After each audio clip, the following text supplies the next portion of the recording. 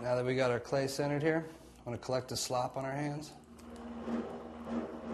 And we're going to use that to start spreading this mass out to our desired place on the bat. And we're going to use the bat as a caliper.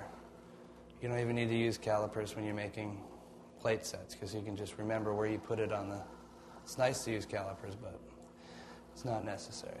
You just find out a place on the bat that you want to go out to. And with this amount of clay, I'm thinking maybe halfway through. So go ahead and squish all that slip onto your ball of clay. And we're just going to start flattening this out and compressing. And with plates, it is so important to compress because they have so much surface.